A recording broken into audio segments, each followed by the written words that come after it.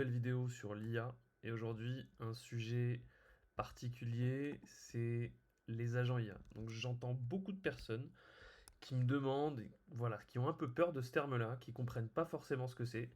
Donc là-dedans, il y a le terme IA, hein, les gens commencent à utiliser ChatGPT, tous ces outils-là. Mais agent IA, on le voit beaucoup arriver sur le marché. Moi, je suis sur le secteur de l'immobilier et nous, on en développe chez Upfund. Et l'idée de cette petite vidéo, c'est simplement d'essayer d'expliquer ce que c'est. Donc si vous êtes déjà un peu avancé en IA et que vous utilisez pas mal les automatisations, cette vidéo est pas forcément pour vous. Par contre, si vous voulez découvrir ce que c'est, je vous invite à regarder avec moi. Je vous ai préparé des petits schémas pour essayer de comprendre. Donc l'idée en fait, c'est de comprendre en plusieurs étapes, avec à la fin un exemple, ce que c'est qu'un agent IA, comment les déployer, voilà quelques différences, et surtout à la fin un petit exemple pratique, hein. Le but c'est quand même de manipuler. Euh, donc j'ai préparé un petit support, et tout commence avec les modèles de LLM. Donc pour ceux qui ne savent pas, LLM, Large Language Model, vous les avez ici, c'est les modèles dits de fondation. Vous les connaissez par cœur, ChatGPT, Gemini, voilà. C'est du prompting, c'est les modèles dits de fondation. Et en fait, un agent IA, c'est un modèle à qui on a donné des bras et des jambes. C'est-à-dire, c'est un cerveau à qui on a donné des bras et des jambes. C'est-à-dire, on va non seulement plus avoir la partie réflexion pure et la partie modèle fondationnel est toujours là. D'ailleurs, si vous avez toujours des questions sur la différence entre les différents modèles qui existent, hein, il y en a plein, il y en a qui sont open source, il y en a qui sont développés par des entreprises privées. Je ferai une vidéo à ce sujet-là. C'est pas vraiment le but. Là, le but aujourd'hui, c'est de comprendre en fait un agent IA. Ça va être un chat GPT à qui on va donner notamment des outils, c'est-à-dire qu'on va aller le brancher à d'autres outils via une API. Je vais revenir rapidement sur ce que c'est que les API pour ceux qui sont un peu perdus. En fait, on va venir lui connecter directement des outils, ça peut être des CRM, ça peut être voilà, des outils du quotidien, donc là j'ai pris des outils qui sont génériques, hein, la suite Office, etc. Et on va aussi lui mettre à disposition, ça peut être des fichiers, hein, des PDF, voilà, des fichiers Excel, etc. Des bases de données qu'on va les, voilà, il va pouvoir requêter, aller puiser de la donnée dans d'autres informations que les informations sur lesquelles le modèle a été entraîné. On va aussi lui donner une mémoire, c'est-à-dire qu'à chaque fois que, par exemple, on demande une requête, hein, parce que c'est toujours le même principe, hein, c'est un utilisateur qui pose une question, donc c'est un input, on appelle ça un input. Donc c'est ça le fameux prompting. Et en fait, cette fois-ci, le modèle ne va pas répondre uniquement basé sur la donnée euh, sur laquelle il a été entraîné, et il va commencer à utiliser des outils. Et on peut voir ici en fait que, par exemple, cette petite fonctionnalité recherche qu'il y a dans ChatGPT, c'est un outil. Après, tous les modèles commencent de plus en plus à justement aller activer des différents outils, donc la recherche dans Drive, Gmail, etc. On voit que ça commence à arriver. Et en fait, l'idée derrière ça, c'est de rendre le modèle plus puissant en allant chercher dans des bases de données, des fichiers, des API, des outils, toutes sortes voilà, de bases de données, d'aller chercher des informations pour rendre le résultat encore plus pertinent. Et en fait, le but, c'est toujours de répondre à l'utilisateur en fonction de la requête. Donc, il faut vraiment voir ça. Si ChatGPT, c'est par exemple le cerveau, ben, votre agent IA, c'est un cerveau à qui on a donné des bras et des jambes. Voilà, pour le retenir assez simplement. Donc, j'ai parlé des API, effectivement. Donc, une API, qu'est-ce que c'est? Je vais reprendre un petit schéma, faut pas avoir peur. Donc, imaginez que vous êtes sur votre téléphone, vous avez une application, vous commandez par exemple un Uber. Et ce qu'il faut savoir, c'est que votre demande de chauffeur, elle va passer par le serveur Uber. Et en fait, ce serveur, on dit qu'il expose une API. Donc, c'est un protocole de communication qui passe par l'HTTP, hein, qui est lui-même le protocole d'Internet. Et en fait, cette API, c'est la manière avec laquelle on communique, nous, via notre application web ou notre téléphone, avec les bases de données, avec tout le système, voilà, en l'occurrence Uber.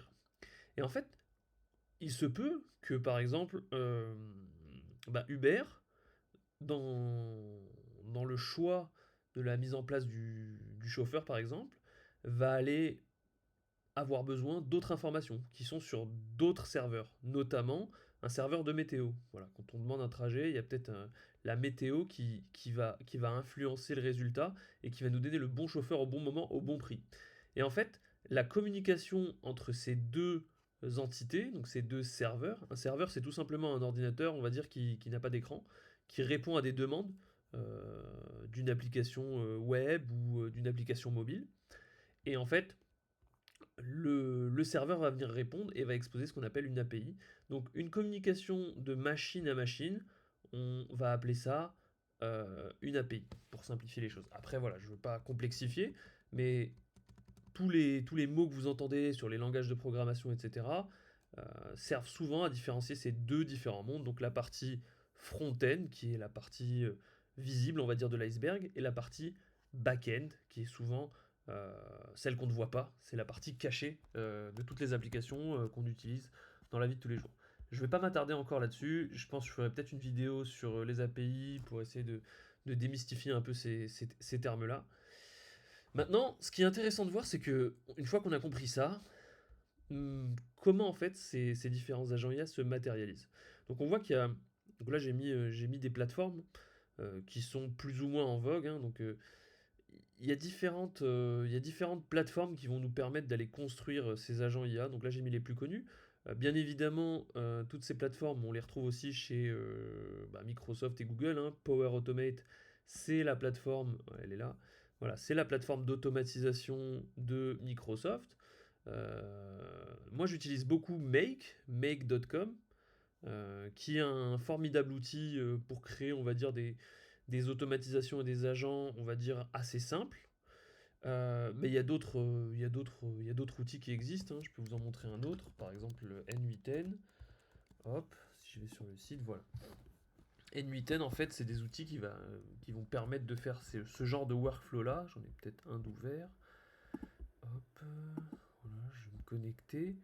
Donc c'est une application où justement on peut voir et on peut créer différents flows. Donc celles-là, les plus ou moins, voilà, il y a des flows qui sont plus ou moins compliqués, je ne veux pas faire peur, mais l'idée en fait, moi je vais revenir sur ma plateforme Make, c'est celle que je vais utiliser pour faire mes exemples, et je vous demande d'être hyper attentif avec moi. L'idée en fait, c'est quand on va se connecter sur Make, on va avoir beaucoup de scénarios différents. En fait, un scénario ou un agent IA, donc je vais revenir sur la différence entre les deux tout à l'heure, parce que c'est un débat aussi dans la sphère technologique. L'idée en fait, c'est de créer une automatisation. Et en fait, c'est assez simple. Je vais pouvoir connecter n'importe quelle application de tous les jours, hein, que j'utilise. Voilà, par exemple, je vais pouvoir connecter Microsoft Teams avec mon email. Donc, dès que je reçois un message sur Microsoft Teams de mon équipe, je vais potentiellement créer un document, un email sur Gmail. Et ensuite, je vais demander à ChatGPT de m'écrire le contenu de ce mail, etc., etc. Donc, c'est un outil assez modulable, hein. Donc, je peux aller connecter des bulles entre elles. D'ailleurs, ce serait plutôt dans l'autre sens. Voilà, j'ai un nouveau, par exemple, message qui arrive sur un canal Teams, un de mes collaborateurs. Je vais demander à ChatGPT de rédiger un mail de réponse automatique et ensuite je vais lui demander de générer un draft, par exemple là, un brouillon. Et en fait, il va directement répondre à la personne concernée si la demande, par exemple, est une demande que je peux traiter de manière automatique. Donc en fait, il faut bien penser que tous ces outils-là, donc là, voilà, il y a énormément d'intégration. C'est pour ça que ces plateformes sont super puissantes, c'est qu'on peut connecter énormément d'outils sur la même plateforme. Maintenant, ce qui est intéressant, c'est de voir comment ça fonctionne. Donc, j'avais parlé de la différence entre les IA, les agents IA et les scénarios. Donc, j'ai fait une petite explication là-dessus juste pour comprendre, avec une petite métaphore. J'adore les métaphores. Donc, une automatisation, c'est, on va dire, un robot de cuisine programmé, par exemple, pour mixer à vitesse 2 pendant 30 secondes. Donc, c'est vraiment une recette. À la différence d'un agent IA, ça va être plutôt un assistant de cuisine qui goûte la sauce, comprend que c'est trop salé et adapte la recette. Donc si je dois reformuler ça, je dirais qu'un agent IA en fait va maîtriser le nombre de tours de l'automatisation qu'il va faire et en fait va décider quand est-ce qu'il va arrêter l'automatisation. Là où l'automatisation, c'est tout simplement une recette de cuisine. Donc je veux pas m'attarder non plus sur ce concept-là, mais un agent IA, on va dire, il va surveiller la sortie de notre automatisation. Donc on l'a bien vu, il y a toujours une entrée, une sortie, hein. Le but c'est d'avoir un résultat à la fin. Donc typiquement, si je reprends mes scénarios, ou mon scénario là, donc mon entrée c'est un message sur Teams, ma sortie c'est un email. Maintenant, je vais prendre un exemple plus concret pour rentrer un peu dans les détails. Donc là, je vais pas sauvegarder ce petit agent-là. Je vais en ouvrir un que j'utilise. Ouais, celui-là, j'utilise assez souvent. Voilà, premier abord, faut pas avoir peur. Donc un agent, il peut avoir plusieurs modules hein, qui sont connectés. Je vais tous les expliquer un par un pour vous montrer un peu euh, bah, la puissance un peu de ces outils et en quoi l'IA, bah, en fait, a démultiplié le lien entre tous ces outils. En fait, le boom de ces plateformes, il est arrivé parce que aujourd'hui, on peut intégrer un chat GPT et on s'aperçoit en fait que le lien que ChatGPT peut apporter à tous ces modules-là apporte un pouvoir phénoménal à ces plateformes-là. J'explique, je rentre dans cet agent plus en détail. Donc là, par exemple, notre point d'entrée, ça va être Slack. Donc Slack, ça aurait pu être Microsoft Teams. Slack, c'est quoi? C'est une application de communication d'entreprise. Voilà, nous, en startup, on l'utilise beaucoup. En entreprise, ça va plutôt être, voilà, pour du corpo, ça va plutôt être Microsoft Teams. Il y a d'autres outils. Donc Slack, ça ressemble à ça. Hop, voilà. Donc là, j'ai mon Slack avec mes canaux de communication. Et en fait, j'ai un canal qui s'appelle Up Events là. On va voir pourquoi. Donc ce canal-là, en fait, ça va être mon input. Ça veut dire qu'est-ce qui va déclencher mon agent? Ça va être le fait que je vais mettre un, un input. Donc là, c'est un nom d'événement. Donc vous l'avez peut-être compris, cet agent en fait IA sert justement à automatiquement traiter des événements qui ont lieu. Donc nous, on participe à beaucoup d'événements. Et en fait, comme on en reçoit beaucoup, on sait pas, voilà, on n'arrive pas tout le temps à se rappeler de tous les événements. Ça peut être des conférences, ça peut être des soirées professionnelles, des after-work, euh, tout type d'événements. Et en fait, l'idée, c'est que automatiquement, cet événement va être traité, on va aller extraire les informations de l'URL de l'événement et on va les mettre dans un fichier Excel. On va envoyer un email et on va booker le calendrier derrière avec pour pas oublier cet événement-là. Donc, petite démonstration. Mon scénario est actif, hein. Donc là, hop, si je peux revenir ici. Donc cette fenêtre-là, elle me permet de voir aussi voilà, tout ce qui s'est passé un peu à chaque fois les dernières fois que ce scénario était actif, que cet agent était actif. Donc là, par exemple, je vais aller prendre un événement, voilà, Vivatech, Viva Technologies, c'est un événement par exemple. Moi, je suis sur mon vélo, j'ai pas forcément le temps, on m'envoie beaucoup d'événements, je peux pas participer à tout. Les équipes Spot voient beaucoup d'événements. Je vais copier l'URL de ce site web et en fait, je vais aller le copier-coller directement dans mon Slack, dans ma messagerie. Et en fait, là, on peut voir, si je reviens sur... et là, on peut voir que... Voilà, donc là, vous voyez les petites bulles là, en fait, ça veut dire qu'il est en train de tourner. Et chaque étape est en train de m'indiquer que en fait, l'étape était en train de tourner et qu'elle s'est terminée. Et en fait, cette manière-là, c'est un peu une manière pour moi de débugger. Donc débugger, c'est un terme technique qui permet de dire, un peu de voir ce qui se passe sous le capot. Donc là, je vois que j'ai reçu un événement où on retrouve hein, l'URL, par exemple Vivatech, que j'ai envoyé tout à l'heure. Euh, et en fait, ce qui s'est passé, c'est que donc là, j'ai deux branches dans ce. C'est peut-être ça qui faisait peur aussi hein, au début. J'ai deux branches dans cette automatisation. La première, donc là je l'ai écrit, hein, contains URL, ça veut dire que mon message contient un URL, donc un lien. La deuxième ne contient pas d'URL.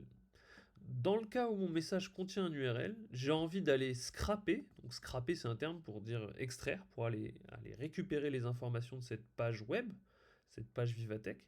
Pour ça, j'utilise un outil qui s'appelle Scrapping Bee. Bon, après, il y en a d'autres, hein, tout ça, ça peut se faire de différentes manières. Mais en fait, l'idée, c'est que Scrapping Bee, je vais aller lui donner un URL, ici on le voit, et lui, il va tout simplement aller me chercher le texte, mais vraiment de manière brutale, brute. Il va aller me chercher tout le texte du site web. Donc un bon gros bloc de texte qui va expliquer, c'est simplement le texte de la page. Ensuite, ce texte, il va être, donc c'est bien de lire un peu les étapes en bas. Donc ce gros bloc de texte qui explique ce que c'est que l'événement, on va le transmettre à une IA. Donc c'est là qu'on retrouve notre fameux cerveau. Là on reconnaît le logo de ChatGPT. J'aurais pu utiliser d'autres modèles, hein. On peut brancher Gemini, Google Gemini, vous voyez il est là. On peut brancher Claude, enfin il y a vraiment voilà, Anthropic Claude qui est un autre modèle. Je ne sais pas si Mistral a une intégration. Ouais, hop, ils sont là, super. Mistral IA. Et en fait, l'idée, c'est que je vais demander à ce module ChatGPT de me transformer ce texte, donc ce pavé brut, en un texte vraiment beaucoup plus structuré, qui ressemble à ça. En fait, je vais tout simplement demander, donc c'est en anglais, hein, You will extract the body of this text into a structured data. Donc en gros, je lui ai demandé de mettre sous forme de données structurées. Une donnée structurée, c'est un tableau. Voilà, c'est pas plus compliqué que ça. Donc dans mon tableau, j'ai une colonne nom de l'événement, le jour, le mois, l'année, une petite description et le site web. Et en fait, le pouvoir de l'IA générative ici, c'est que on va pouvoir prendre un texte qui est vraiment brut et le transformer en un tableau beaucoup plus simple. Et d'ailleurs, ce tableau, on va le mettre dans un Excel en l'occurrence. Donc là, je vais ouvrir l'Excel. Voilà, Open Event. Et si je cherche mon entrée Vivatech, hop, voilà, on voit qu'il s'est mis là tout à la fin de mon tableau avec la date de l'événement, le jour, le mois. Voilà toutes les infos que j'ai pu aller extraire de cet événement. C'est dans 28 jours, donc là j'ai une petite formule, hein, rien de bien méchant. Et en fait, voilà, on voit bien qu'on est passé d'un URL à une donnée structurée. Et c'est pas tout, parce que dans ce scénario-là, ensuite j'envoie un email, voilà, qui a été envoyé, et je vais positionner dans mon calendrier un événement. Donc là, on voit que l'événement, il a été positionné dans mon calendrier à la date pour pas que j'oublie en fait, pour pas que j'oublie cet événement. Et automatiquement, voilà, dès qu'il y a des personnes de l'équipe qui voient des événements, les mettent directement dans ce chat-là. Et il n'y a pas besoin en fait de traiter ça manuellement. Ça nous permet nous de consolider, on va dire tous les événements qu'on reçoit. Donc ça c'est juste une idée, mais en fait nous on utilise vraiment beaucoup d'agents IA, on va dire au quotidien. Ça peut être beaucoup de choses. Je reçois par exemple un email entrant, comment je traite mes emails, comment je génère des documents. Ça peut être toute une suite en fait de flows, de modules connectés entre eux. Et en fait, c'est là qu'on se dit que en fait, l'univers de ces agents IA, il est infini. Ça veut dire qu'on peut toujours créer voilà, des agents de plus en plus compliqués qui vont être connectés à de plus en plus d'outils. Et en fait, dans tout ça, l'idée, c'est de retenir une seule chose, c'est ça ouvre un champ infini de possibilités sur beaucoup d'automatisation. Et je dirais que on voit beaucoup de clients qui ont tendance à vouloir beaucoup automatiser, alors qu'il n'y a pas forcément de besoin d'automatisation. Des fois, en fait, il faut souvent garder une personne dans la boucle de l'agent. Ça veut dire la validation humaine est très importante parce que des agents qui s'emballent et qui commencent à envoyer des messages, par exemple, à des clients, etc., ça peut être très dangereux. Donc ce concept donc en anglais on dit human in the loop, il est très important parce qu'on veut garder toujours un utilisateur dans la boucle pour que justement il n'y ait pas d'email qui s'envoie en automatique, etc. Qu'il y ait toujours une personne qui valide ou invalide les décisions qui ont été faites et qui ont été prises par une IA. Donc voilà, c'est tout pour aujourd'hui. J'espère que ça vous a été assez utile. Et puis n'hésitez pas si vous avez des questions. Moi je reviens plus tard pour une nouvelle vidéo sur un autre sujet. À bientôt!